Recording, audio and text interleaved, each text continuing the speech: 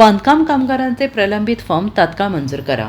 लाल बावठा बांधकाम कामगार संघटनेची निदर्शने.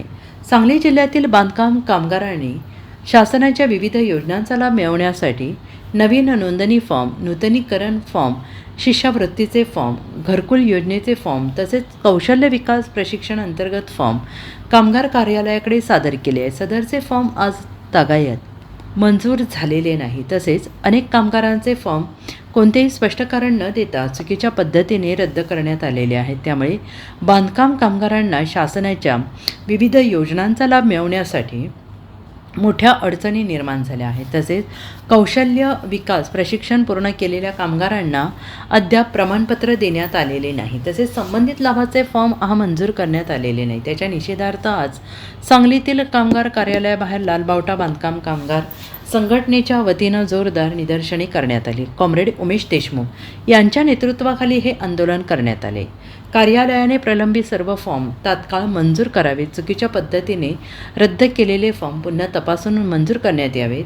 प्रशिक्षण पूर्ण झालेल्या कामगारांना तात्काळ प्रमाणपत्र देण्यात यावे यासह विविध मागण्या यावेळेस करण्यात आल्या. आपल्या मागण्यांचे निवेदन यावे अधिकाऱ्यांना देण्यात आले.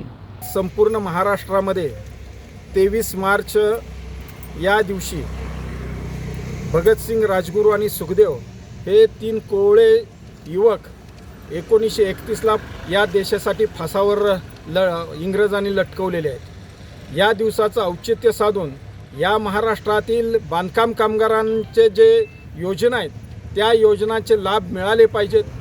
त्यांचे जे भरलेले फॉर्म जे आहेत ते फॉर्म मंजूर केले पाहिजेत. शिष्यवृत्तीचे फॉर्म मंजूर केले पाहिजेत. घरकुल योजनेचे फॉर्म मंजूर केले पाहिजेत. डिलिव्हरीचे फॉर्म मंजूर केले पाहिजेत.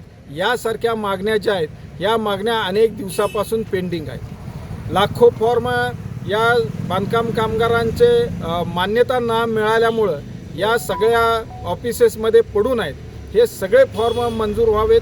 त्याचबरोबर ज्या योजना आहेत मग ते शिष्यवृत्तीची योजना असेल, घरकुलची योजना असेल, त्याचबरोबर लग्नामध्ये जी काय मदत मिळते ती योजना असेल, या सगळ्या योजना या बांधकाम कामगारांना मिळाल्या पाहिजेत.